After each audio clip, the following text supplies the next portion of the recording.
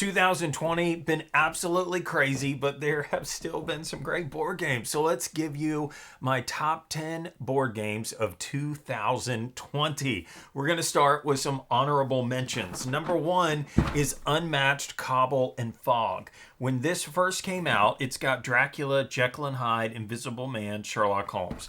I'm not going to say I was blown away by the characters that were in this game, but I picked it up from my local game store, and this is amazing. The characters in this game, the way that Jekyll and Hyde works, where when you're playing as Mr. Hyde, he's actually trying to get rid of the cards for Jekyll, Dr. Jekyll. It's so smart. Invisible Man has these fog tokens that he can go between, so it really feels like you don't know where he's at. And Sherlock Holmes has this ability in him where he can almost like predict the future. He can kind of guess what you're going to do, and if he's right, it's so smart, it's so good.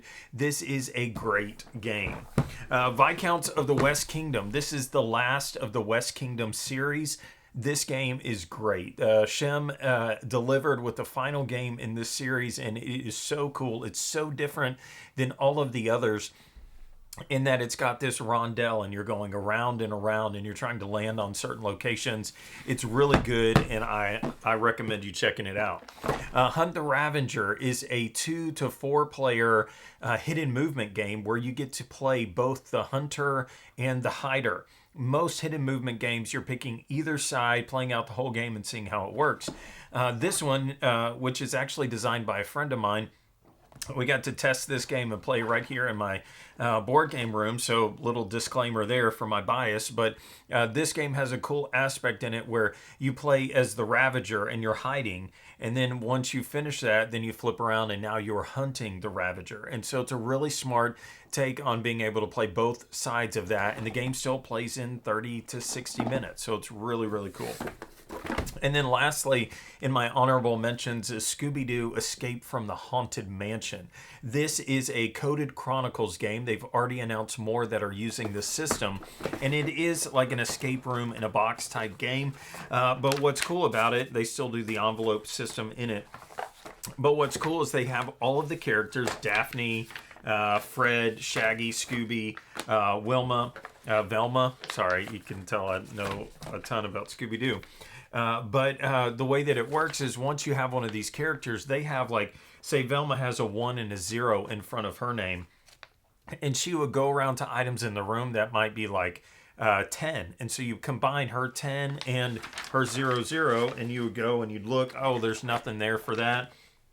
You go a little bit further, 1146, and it says, Velma looks at the two pool balls remaining and agrees something, you know. And so it's really neat in the way that they work that out, in that you use the person. It's not just, hey, look up number or whatever, but it's, you have to have the right person with the right object to do the things. It's super cool, and there's a lot of fun twists and turns in this game. It's great.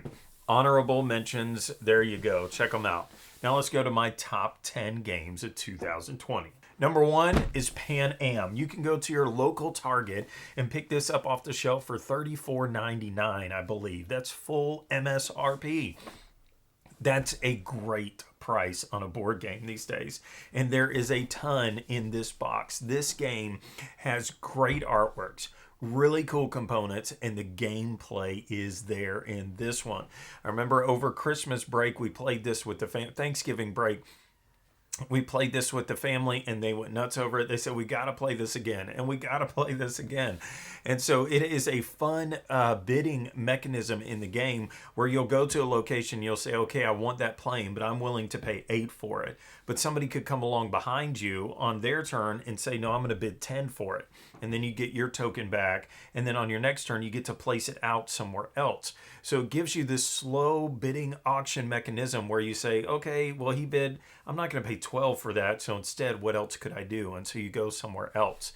Ultimately, you're trying to get location cards so you can expand your reach to put out your airplanes, get money to buy stock in Pan Am, and hopefully have the most and win the game. It is so, so good. That's number 10. Number 9 is Raiders of Cythia. Now, I am a huge Raiders of the North Sea fan. I love the game.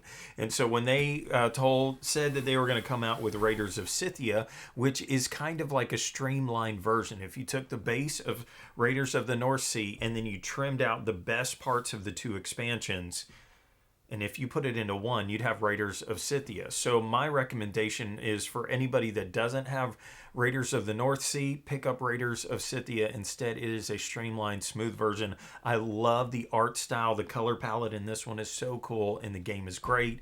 And if you already have Raiders of the North Sea and you love it, I think it'd be worth picking this one up too. Number 9. Number 8, I am cheating a little bit. I am recommending Smartphone Inc. Now, technically, this came out in 2019, I believe, but I'm squeezing it in here because the status update 1.1 is the expansion that came out in 2020. And that included a smaller board for smaller player counts and solo stuff. And since this year, I really got into solo play, thank you, COVID-19, I fell in love with this game. It plays so good, is so much fun, and it looks like a complicated game, but once you get into it, it is pretty easy to understand. And what makes this game fun and unique is at the beginning of your turn, you have these cards that you have to choose front and back, and you have to overlap them to choose what you want to do on that turn. Do you want to increase your phone prices or drop their prices or produce more phones or expand your territory? All those decisions are made on those cards, and then you get to watch it play out with all the decisions that everybody else made. It is a lot of fun. Smartphone Inc. Next up is My City. Let me make sure I'm doing this right. Yeah, My City is my number 7. This is the first legacy game that I've fallen in love with. Now, if you don't know anything about this game, it's a Reiner Knizia, and it is a tile-laying polyomino game. So that means that you have a board and you're laying down these Tetris tile pieces. But it is a legacy game in that it plays out over 8 chapters with 3 games in each chapter. They recommend that you sit down and play this game for an hour, and you'll probably get in 3 games of My City in that hour, and that will complete a chapter. 8 chapters of the game. You're opening the envelopes. I don't want to spoil it too much, but the basic idea that you can kind of expect is that some of the ways that you score points in the game are going to change as you go throughout. Lots of fun. My wife and I totally enjoyed this game, and it's the first legacy game that I could say Jimmy Hudson loves this one. The other ones, not so much. Next one is Sorcerer City. This is a huge box filled with all kinds of amazing tiles. Now, this is by Skybound Games, which we do some work with, so take that as bias if you want. But when this game came out, they sold it as Dominion mixed with Carcassonne. So a deck building, a tile deck building game. So you're building your deck of tiles and then you play them out in real time on the board. And a lot of people kind of instantly say, real time? I don't know. Please, if I can beg you to play a real time game that I think you'll probably love, it's going to be this one. The real time aspect is not difficult. It's really only there to keep analysis paralysis out of it, because when you flip a tile over, you have to immediately place it down onto the board. And if there wasn't a time restriction, I think people would take all day to play one round. So that time aspect kind of keeps you honest, makes you feel a little tension in the game, and it is so fun to build your deck of tiles and then watch as they come out. And there are monsters in the game, enemies that will come out and will kind of mess up your plans or mess up your neighbor's plans. It's a lot of fun. I really recommend it. Okay, next after Sorcerer City is... This is now a family favorite of ours. This is Calico. This is a quilt making game. Everybody has this cool dual layer board that you're going to be placing these, I don't know what those are, hexagon tiles down onto the board, and you're going to be building your quilt. So many ways to score points in this game, but the basic idea is you're trying to match patterns or colors. And so throughout the entire game, you're trying to figure out, how do I want to match the patterns and the colors? And there are multiple ways to play this game.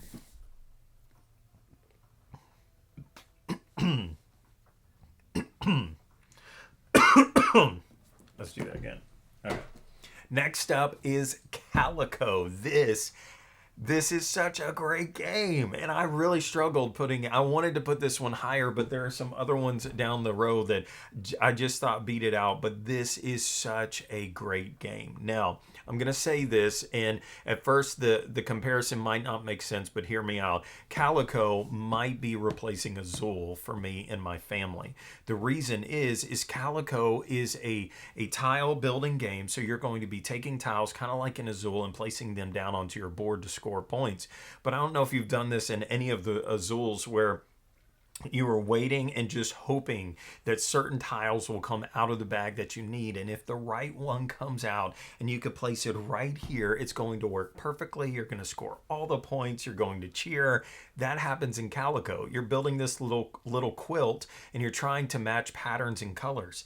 And there are only so many tiles in the game. And so as the game progresses, you're like, okay, maybe at some point the tile that I need will come out. And okay, it's getting closer and closer. Now it's like the last round. You're getting stressed out. You're hoping that this masterpiece will come together. It is just so much fun. I absolutely love it. And the family has asked to play this over and over. It's Calico and it's great. Okay. Next up is the beautiful, the gorgeous Honey Buzz. Now, this is the deluxe edition of the game. I backed it on Kickstarter, and I am so glad that I did. I just recently did a video review on this game, so if you'd like to see a more in-depth look at Honey Buzz, then go look at it. And what makes Honey Buzz so much fun to me is, sure, it's a worker placement game where you'll send your bees out to get these tiles, and on these tiles, it has actions.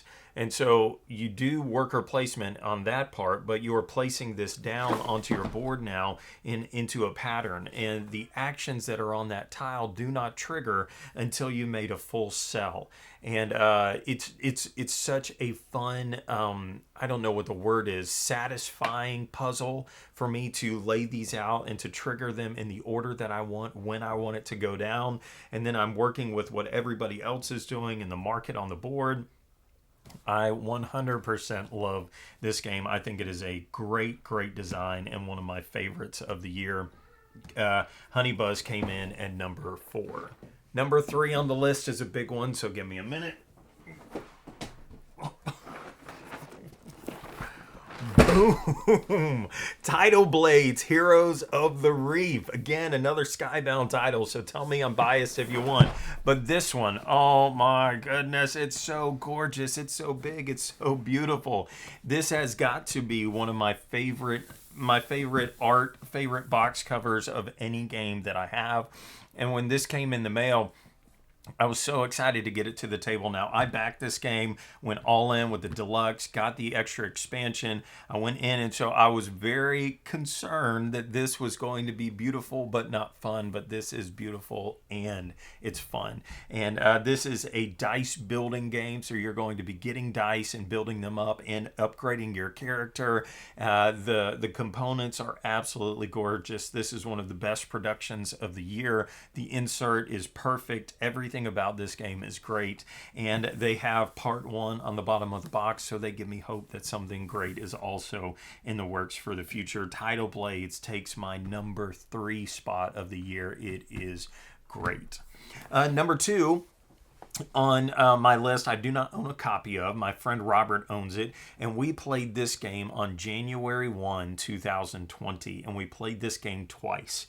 And that is all that I played this game. So you could say you should play games more before you put it that high in your list. So look, we played this game twice, back to back, on the same day. I fell in love with it, and it has been in my head ever since. I've been thinking about this Lacerda game ever since we played our, what we call Lacerda on January 1. And it was so much fun. It is a incredible design. You're trying to go from the planet Mars up to this space shuttle thing, and where you're at, when do you want to be there, when do I go down, when do I go back up, what's the most advantageous for me, and when do I need to be there. It is a great game, and I can't get it out of my head, and it's my number 2 game of the year, so check it out on Mars.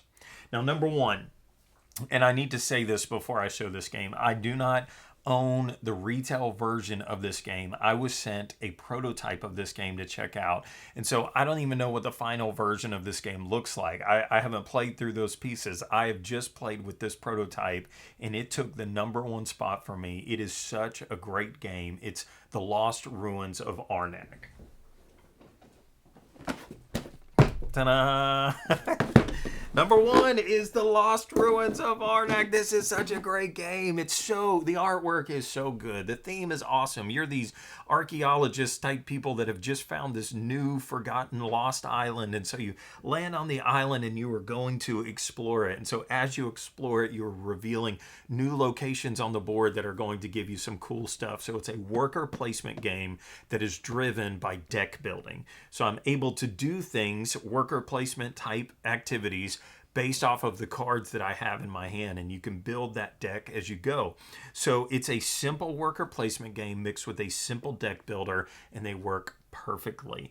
This game has a science track that you can go up that's going to score you points and give you bonuses as you go along. And then, like I said, you're exploring these new worker placement areas, which is so much fun. And then the deck building aspect of this game is so rewarding, because I don't know if you played deck builders before where you're like, okay, I'm going to spend all my stuff to get this really cool card. It goes in your discard pile. You shuffle up and you wait, and maybe it doesn't even come out, or maybe it only comes out once or twice in the game. Lost Ruins of Arnac created a system where it's really easy to use the cards either right away, or you're almost guaranteed to use them on the next round. It is so fun, so easy to teach, so easy to play, and to kind of, there's different ways that you can do it. And I am a medium weight guy. I figured that out. As much as I love On Mars, that's #2. I'm not going to be very good at those games because I play with guys that are smarter than me. But Lost Ruins of Arnac is a medium weight game that will see the table a lot, and it is a fun one. It takes my #1 spot, and it's great. So there you go. Look at all these amazing games.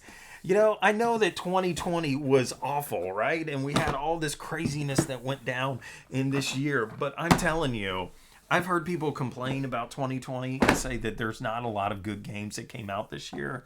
There are some great games that came out this year, and I am so glad that I have these in my collection. And there's so many more that I didn't even get to play. I've got Paris over there. I've got Forgotten Waters over there. And as much as I wanted to include those, I haven't even gotten to play them yet. So maybe those would make the list. I don't know. But here's the ones that I got to play that were great. And I didn't get to talk to you about a few other honorable mentions, like Pencil First Games had the 100 Tory, 25th Century had Kingswood and Jurassic Parts. So many good ones. And obviously there's a number of really high titles that I didn't even talk about, but I just didn't get a chance to play them. So anyways, this is my list of the top 10 games of 2020.